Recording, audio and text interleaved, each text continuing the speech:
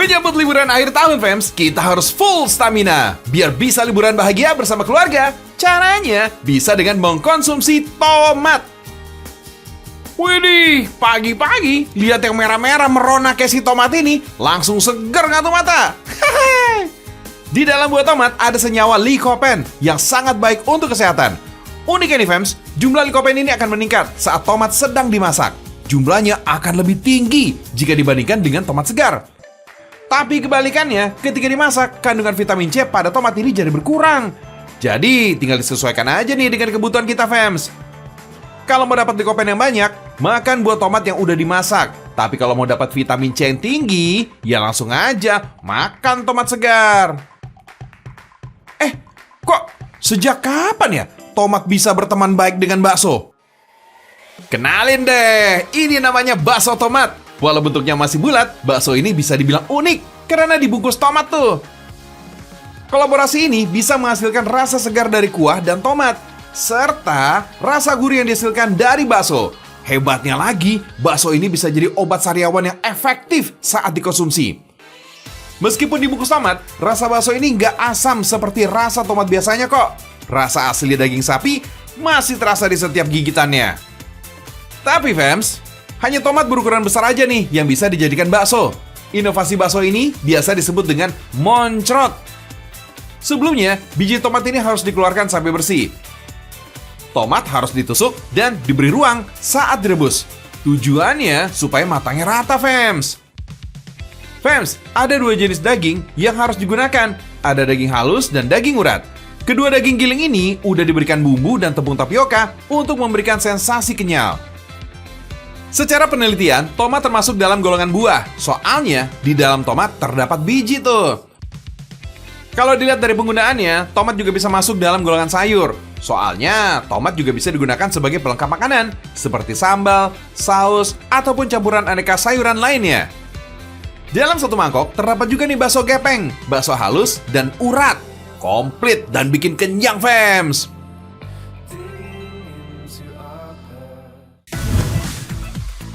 Siapa di sini yang suka nasi kebuli? Kalau gitu, wajib banget nih, fams, nyobain nasi kebuli tomat yang ada di Kabupaten Pekalongan. Salah satu hasil akulturasi antara budaya Arab dan Jawa, fams. Enak tenan, fams. Nasi tomat ini konon dijuluki nasi kebulinya Sunan Kalijaga, fams, karena sang Sunan menyukai cita rasa nasi kebuli yang khas dengan rempah-rempah. Rempah-rempah yang dipakai ini sama kok, kayak bikin nasi kebuli umumnya, tinggal diulek aja deh, fams. For your info ya, fams, rempah-rempah ini bermanfaat untuk kesehatan jantung.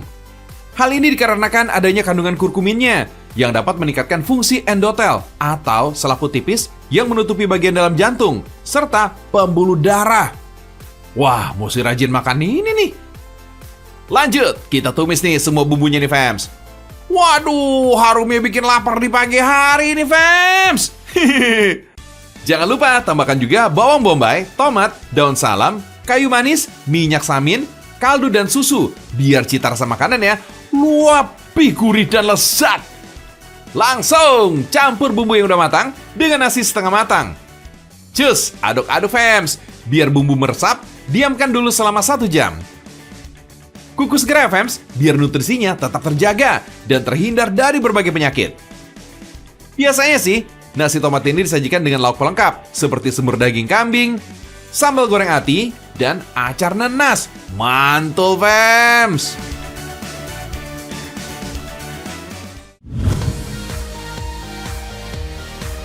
Satu lagi, bahan makanan yang penting juga untuk kekuatan kesehatan tubuh kita, fams. Dibuat dari susu segar, keju mozzarella dianggap sebagai keju tersehat. Dalam 1 ons mozzarella mengandung niacin, riboflavin, tiamin, biotin, dan vitamin B6. Nutrisi ini penting untuk menjaga kesehatan kulit dan penglihatan, serta pembentukan sel darah merah. Kita langsung ke rumah produksi keju mozzarella Rainbow di daerah Tapos, Bogor, Jawa Barat. Dari 50 liter susu segar tadi nih, fams, cuma bisa menghasilkan kurang lebih 5 kg curd atau gumpalan susu. Makanya nggak heran ya kalau harga keju ini bisa mahal. Biar rasanya makin gurih, butuh penambahan garam nih. Awalnya gumpalan susu ini emang belum ada rasa. Biasanya sih cuma tawar dan sedikit asam. Sekarang masuk ke tahap pewarnaannya nih fams. Sambil dimasak, gumpalan susu yang jadi adonan keju bakal diberi pewarna makanan khusus. Proses masaknya juga nggak langsung pakai panas api, tapi dengan kukusan air biar nggak cepet gosong. Setelah pewarna tercampur, baru deh dibawa ke mesin pembuat adonan keju mozzarella. Let's go! Dengan mesin ini, adonan keju ini bakal didapatkan sambil terus diputar sampai menghasilkan tekstur keju mozzarella yang lembut dan lentur kayak gini. Tuh, keju mozzarella yang udah jadi bakal lentur dan gak gampang putus kalau ditarik sampai panjang. Keren loh! Loh, kalau dilihat-lihat jadi mirip sama permen karet ya? Tara! Keju mozzarellanya udah jadi fams! Biar jadi mozzarella rainbow-nya, ada 4 warna adonan keju mozzarella berbeda yang digabung kayak gini. Teksturnya yang lembut bikin daya tahan keju mozzarella ini gak sama kayak keju padat lainnya, seperti keju cheddar atau parmesan. Kandungan airnya yang masih tinggi bikin keju mozzarella ini cuma tahan selama beberapa hari saja. Tapi dengan dikemas vakum seperti ini, keju mozzarella rainbow bisa bertahan sampai 6 bulan, asal disimpan dalam lemari pembeku ya. Kita sekalian bikin chicken kodong blue ya fams. Let's go! Siapkan dada ayam, lalu gulung bersamaan dengan isian keju mozzarellanya. Celupkan ke telur, lalu gulingkan ke tepung roti hingga rata dan tertutup sempurna.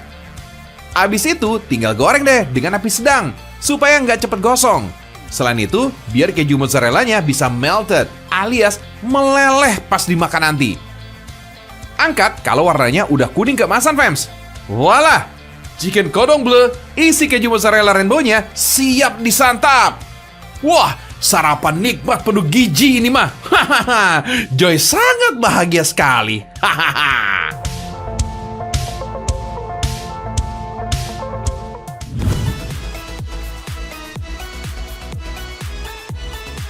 Masih menggunakan keju mozzarella yang ternyata kandungan proteinnya adalah pilihan yang baik bagi siapa saja fams yang ingin menambah kekuatan otot, tetap berenergi, dan merasa bugar. Satu lagi nih, keju ini bisa membantu penyembuhan membran sel, terutama pemulihan dari cedera. Mengingatkan Joy nih akan Piala Dunia yang pemainnya, sering banget cedera ya fams. Ini dia nih menu pizza khas Italia. Tapi kalau yang satu ini bukan sembarangan pizza. Pizza yang identik sama dengan roti bundar tipis, tapi kali ini pizzanya berbentuk lapangan sepak bola. Wih, keren! Adonan yang sudah disiapkan ini bakal diratakan terlebih dahulu seperti ini. Gak lupa, adonan yang sudah diratakan bakal ditusuk-tusuk dengan garpu. Tujuannya supaya adonan cepat matang sampai ke dalam saat dipanggang nanti fams. Adonan yang sudah jadi, sekarang tinggal dikasih topping pizzanya. Tuang saus tomat di atas adonan sampai merata. Lanjut, tambahkan taburan potongan-potongan keju mozzarella, paprika, jamur, tomat, bawang bombay, dan potongan sosis. Komplit kan? Hihi. Selanjutnya, tinggal dipanggang deh. Sebelum dimasukkan ke dalam oven, adonan harus dibentuk menjadi persegi panjang layaknya lapangan sepak bola ya fams. Dalam oven bersuhu 300 derajat Celcius, pizza ini bisa matang kurang lebih 5 menit aja loh. Cepet juga ya. Wih, pizzanya udah matang nih. Tinggal kasih pernak-pernik garis lapangan dari saus mayones. Dan juga bendera negara yang bertanding di setiap sudutnya. Tara, ini dia pizza lapangan sepak bolanya. Habisin ya.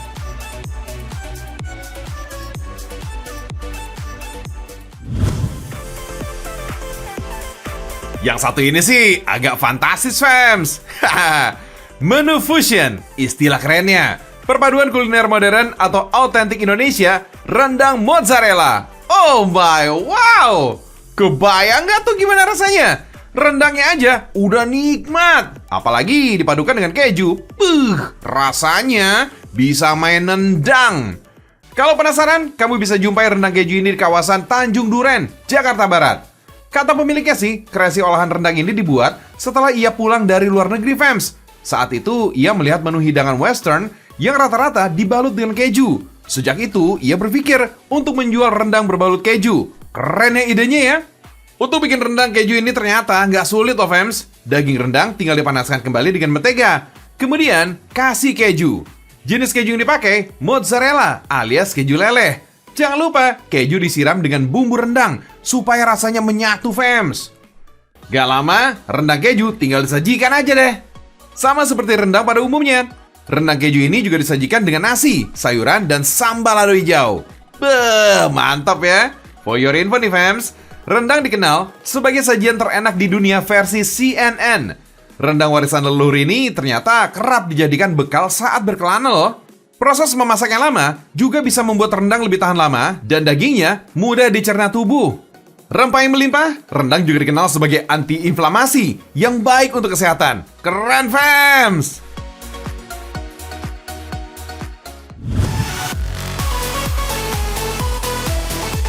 Makan mulu nih, fams. Geraknya kapan?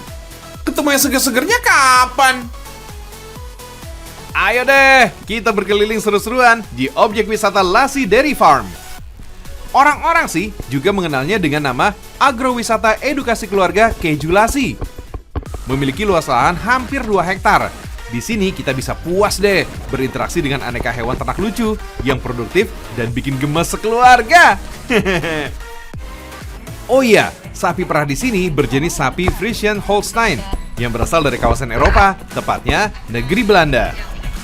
Dengan berat badan sekitar 635 sampai dengan 1000 kg, sapi dengan ciri fisik belang total hitam putih ini sangat produktif nih menghasilkan susu sapi berkualitas. Bayangin aja, dalam sekali masa laktasi bisa menghasilkan 3000 sampai 7000 kg susu. Wah, hebat ya. Fams, agrowisata keju Lassi berlokasi di Jalan Lassi Tuwo, Kecamatan Canduan, Kabupaten Agam, Sumatera Barat. Berada di kawasan pegunungan yang cukup berjarak dengan jalan utama, objek wisata ini emang cocok banget nih menjadi tempat menepi dari segala rutinitas sehari-hari. Asik banget deh, fams. Dalam sehari, fams, sekitar 200 wisatawan lebih bisa berkunjung ke tempat ini. Kalau di akhir pekan, jumlah pengunjung bisa sampai 2 kali lipatnya. Dengan tiket hanya seharga Rp5.000 aja, rasakan sendiri deh suasana damai sungguhan wisata yang berbeda.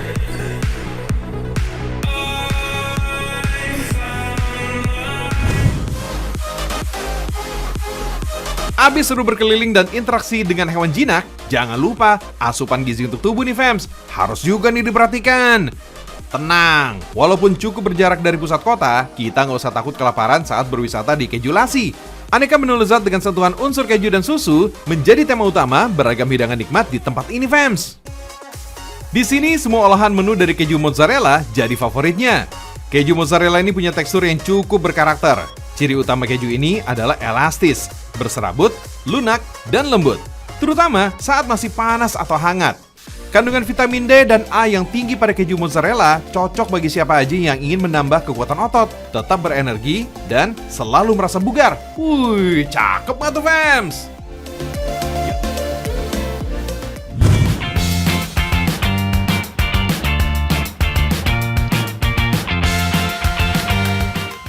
Fams, seru tanas dengan isian warna-warni yang sangat menggoda seperti ini, dijamin akan sulit menolaknya. Sebagai sebuah negara yang berada di wilayah beriklim tropis, Indonesia memang memiliki sajian kuliner berupa es yang sangat beragam. Mulai dari kekinian sampai gerobakan seperti ini, sukses menarik minat pembelinya. Meski dengan mudah didapatkan di kawasan Kota Baru Yogyakarta, nyatanya es ini berasal dari Jawa Barat, fams. Namanya es jaipong. Tidak ada jawaban pasti kenapa minuman ini disebut seperti itu. Penyebutannya merujuk pada salah satu jenis tarian yang ada di tanah Pasundan. Konon katanya sih disebut demikian untuk memudahkan orang-orang mengingat namanya, fams. Warna hijau berasal dari jenang hijau yang merupakan campuran tepung hungkwe dan daun pandan, fams. Jenang ini memiliki rasa yang gurih sebagai penyeimbang gulanya biar es jaipongnya nggak terlalu manis. Kalau warna merah sendiri berasal dari bubur mutiara. Kalau orang Jawa biasa menyebutnya dengan bubur monte. Warna kuning yang berasal dari tape ini memiliki tekstur lembut berserat dan memberikan rasa sedikit asam. Terus ada juga nih cincau dengan tekstur kenyal yang memberikan efek warna hitam. Nah, es jaipong juga selalu disertai 2 jenis macam kuah, yaitu kuah berwarna coklat yang merupakan gula Jawa dan santan dengan rasa yang gurih. Nah, hanya dengan Rp5.000, es jaipong gerobakan ini hampir selalu ramai disambangi pembeli, fams. Di Jawa Barat sendiri, kuliner ini sempat populer di era tahun 80-an hingga 90-an. Saking hebohnya saat itu, pada tahun 1995, es jaipong mulai merambah ke kawasan Yogyakarta, fams.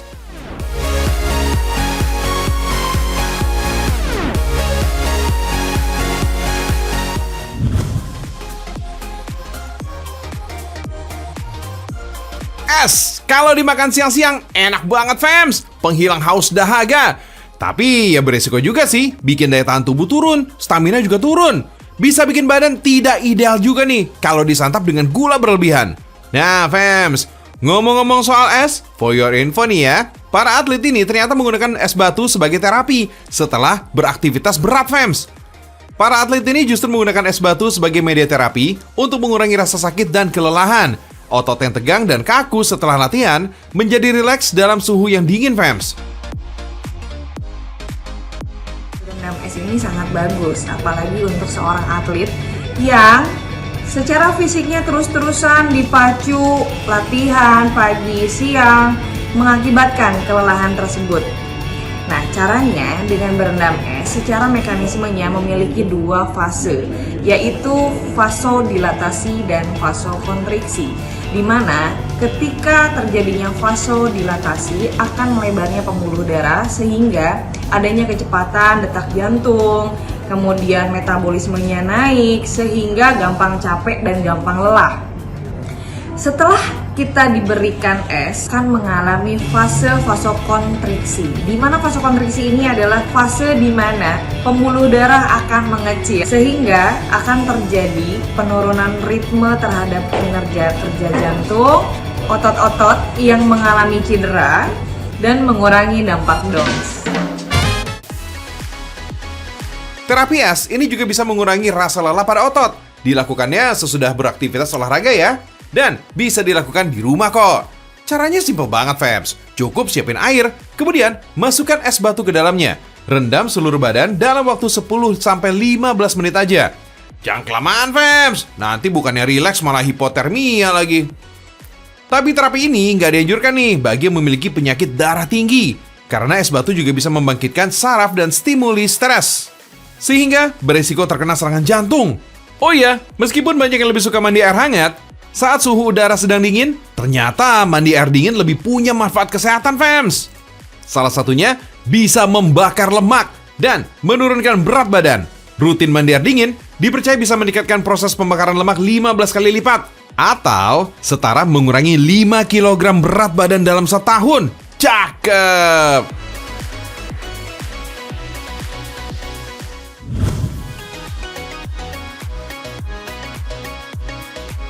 Tadi udah bahas makanan dan terapi agar stamina dan tubuh ini tetap sehat ya. Sekarang kita mau bahas olahraganya nih fams. Gaskeun!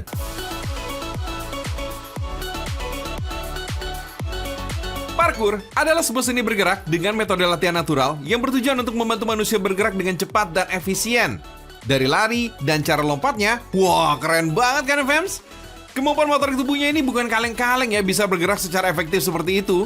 Meski begitu fams, sebelum melakukan kegiatan yang menggunakan gerakan tubuh, tetap wajib pemanasan ya. Tujuannya, supaya tubuh ini bisa bergerak lebih luas lagi dan tidak membuat otot tubuh kaget saat bergerak. Apalagi saat parkour, hampir seluruh tubuh bergerak. Sebenarnya, apa sih teknik dasar dari gerakan parkour ini, fams? Teknik dasar parkour itu setidaknya ada 5. Jadi yang pertama itu ada dari quadrupedal, kemudian ada rolling, ada presisi, dan juga ada climbing dan juga vault. Yang pertama kali itu adalah quadrupedal karena kita akan berlatih koordinasi tubuh. Kemudian yang kedua adalah presisi atau lompatan. Sebenarnya basicnya sih fisik secara umum ya, tapi banyak rintangan yang mengandalkan gerakan parkour banget untuk dilewatin gitu. Wah, jadi begitu ya? Ayo, belajar quadrupedal atau gerakan seperti merangkak biar bisa parkour seperti mereka-mereka ini nih fams. Oh iya fams, karena gerakannya banyak yang bisa melintasi rintangan, melompat dan memanjat, parkour ini seringkali ditampilkan di dalam film-film layar lebar fams. Apa yang jadi untuk aksinya, ada juga yang digunakan para stuntman atau pemeran pengganti dalam adegan tertentu. Mantul banget ya!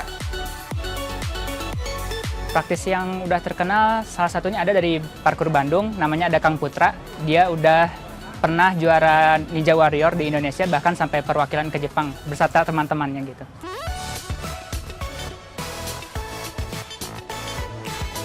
Wih, mantul! Emang sih, cara satu itu menampilkan gerakan-gerakan yang sulit untuk orang awam. Harus bangga sih kita dengarnya kalau udah tahu begini, fams. Indonesia mendunia, juara!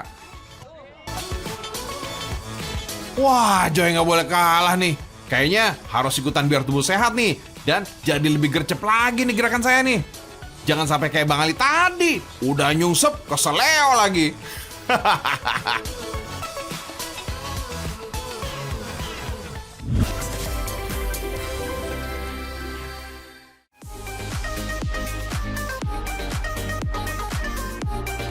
Udah tahu kan apa saja yang harus kita siapin menjelang liburan akhir tahun agar tubuh tetap jos. Liburan seru-seruan, gak bakal khawatir kelelahan, fams. Cakep nggak tuh? Ragam Indonesia udah 30 menit nih nemenin kamu pagi ini. Pamit ya, sampai jumpa besok di program yang sama. Ragam Indonesia, Indonesia mendunia.